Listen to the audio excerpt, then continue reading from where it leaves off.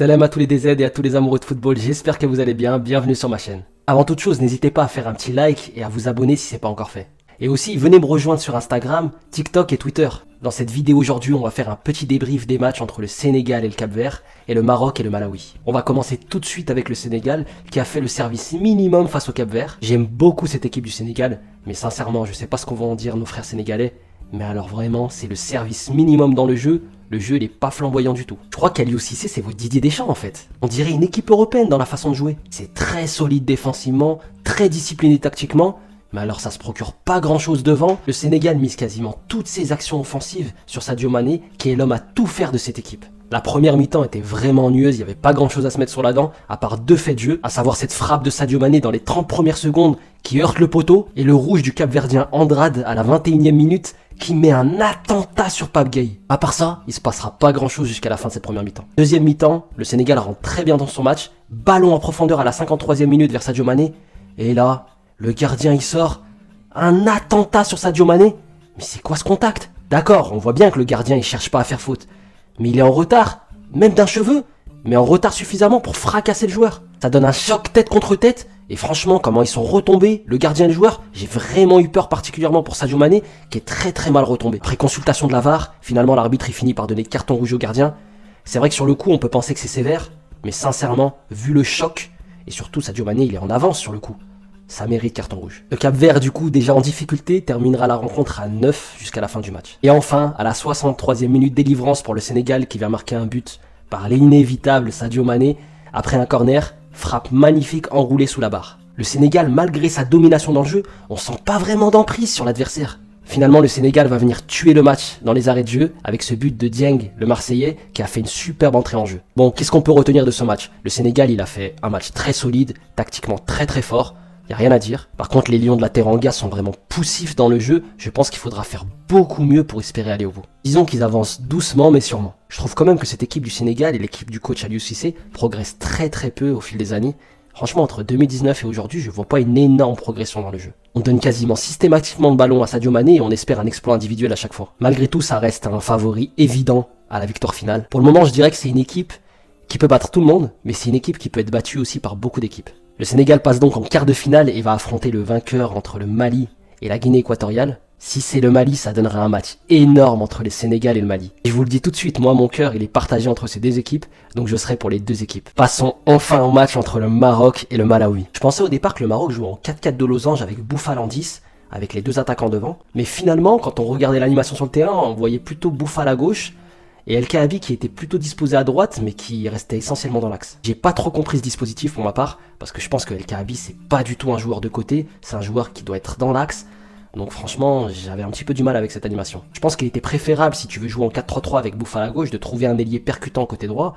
Ça aurait été toujours mieux que El Kaabi à droite. Finalement, j'ai eu l'impression que le Maroc il jouait dans un 4-3-3 sans ailier droit. Bref, vous m'avez compris, j'ai pas vraiment aimé cette animation et je l'ai pas comprise du tout. Le Malawi, le seul fois où je les ai vus jouer, c'était contre le Sénégal en phase de poule.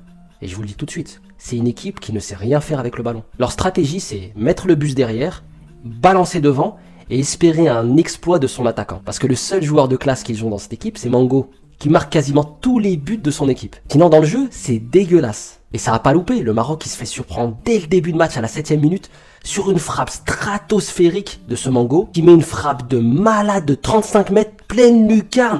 Bounou, il peut absolument rien faire. C'est quoi ce but de fou? J'étais choqué, je crois que c'est le but de la compétition. Avec ce but, le Maroc il prend un gros coup de bambou derrière la tête et il met vraiment beaucoup de temps à réagir. Pourtant le Maroc il était prévenu, il savait très bien comment le Malawi jouait. Les 20 dernières minutes de cette première mi-temps, le Maroc il pousse, il se crée une avalanche d'occasions. Coup pour coup, les joueurs du Maroc ils vont louper devant la cage. Nesri qui loupe plein d'occasions, Saïs qui a deux doigts de marquer, le ballon tape sur la barre, Hakimi sur un coup franc de 25 mètres magnifique qui file en lucarne mais le gardien il arrive à la sortir en corner. Bouffal qui s'essaye dans la surface mais malheureusement le gardien il arrive encore une fois à la sortir. Et là Bouffal il a une occasion en or, il fait un 1-2 magnifique dans la surface et là je comprends pas, il met une frappe toute éclatée qui part en corner alors qu'il a juste à mettre un petit ballon piqué sur le gardien. Qu'est-ce que c'est dommage! Enfin la libération arrive juste avant la mi-temps avec un but de En-Nesyri sur un centre magnifique de Hamallah. Franchement, le Maroc, il peut vraiment souffler à la fin de cette première mi-temps et il est très heureux de repartir avec 1-1 dans les vestiaires. Ce qu'on peut dire quand même, c'est que le Maroc, il a été très patient, il a poussé énormément, il a jamais lâché et alhamdoulilah, la libération, elle a eu lieu. Au retour des vestiaires, le Maroc va revenir avec d'autres intentions. Il y a Ryan Mahé qui va rentrer à la place de El Kaabi. Je pense que c'était un bon choix. C'est difficile de sortir El Nesri alors qu'il avait marqué un but, pourtant il n'a pas été bon dans le jeu. Et El Kaabi, il n'a pas trop pesé. Ryan Mahé, vraiment, c'est un très très bon joueur et j'attendais son entrée avec impatience. Il est d'ailleurs à 2 doigts de marquer un superbe but à la 64e minute, mais malheureusement, le ballon ne finit pas par rentrer. Le Maroc réclame un penalty sur une main dans la surface. Très honnêtement, quand on regarde le ralenti, je vois pas comment le défenseur il peut éviter le ballon. Il est en train de tacler, le ballon touche son bras. C'est difficile d'accorder un penalty sur une action pareille. Et là, je vous l'avais dit, le joueur de grande classe fait son apparition. Achraf Hakimi, le Juninho du Maroc. Bordel, mais qu'est-ce qu'il est fort en coup franc. Mais c'est lui qui devrait tirer tous les coups francs du PSG. Il est monstrueux. Il met une frappe stratosphérique qui va dans la lucarne. Magnifique. Hakimi donne enfin l'avantage au Maroc. 2-1. Et là, quand tu mets 2-1 contre une équipe qui met le bus, t'as quasiment tout fait. Il envoie le Maroc quasiment en quart de finale. Bouffal sortira finalement à la 80e minute de jeu. Malheureusement, il a eu du mal, Bouffal, il a raté beaucoup d'occasions.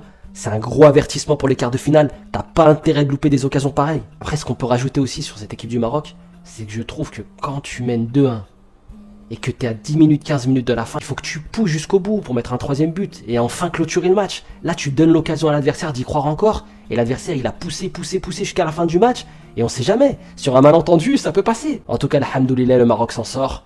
Il termine le match à 2-1, il gagne ce match et il part en quart de finale de cette CAN où ils affronteront soit les éléphants de la Côte d'Ivoire, soit l'Égypte. Et s'ils affrontent la Côte d'Ivoire, clairement je serai avec vous les frères marocains, j'espère vraiment que vous allez nous venger et que vous allez réussir à les battre. Par contre, je vous le dis tout de suite, Hakimi il va être très surveillé sur ce match et c'est votre pièce maîtresse. Alors s'il n'y a que lui dans l'équipe qui est capable de vous sauver la mise, ça va être compliqué pour le Maroc. Le Maroc il doit faire beaucoup plus devant. Il y a du talent quand même dans cette équipe, il faut faire beaucoup mieux. Faut les mettre les buts, faut être efficace. Faut que Bouffal, dès qu'il a une occasion, bute. El Nesri pareil, El Kaabi pareil. Je reste sceptique avec cette attaque avec 2 attaquants, moi je suis pas trop fan. Je pense vraiment qu'il faut jouer avec 2 ailiers et un attaquant, choisir entre El Kaabi et El Nesri. C'est vrai qu'il n'y a pas un des 2 joueurs qui se démarque plus que l'autre. Ça me rappelle un peu l'équipe d'Algérie avec Bounedjah et Slimani qui se tirent la bourre. Mais il n'y en a pas un des 2 qui est meilleur que l'autre. En tout cas, belle victoire quand même du Maroc, on peut le dire.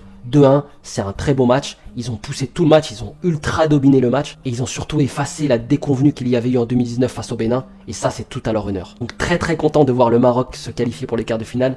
Le Sénégal aussi.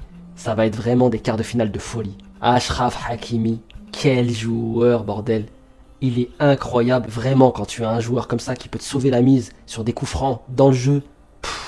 Tu peux aller au bout avec ce joueur. Félicitations au Lion de l'Atlas. Rendez-vous en quart de finale. Comme d'habitude les frérots, laissez-moi votre avis dans les commentaires. N'oubliez pas de faire un like et surtout abonnez-vous à la chaîne. Je vous prépare beaucoup de vidéos dans les prochains jours, alors restez attentifs. En attendant les frérots, je vous dis à très bientôt, Inch'Allah.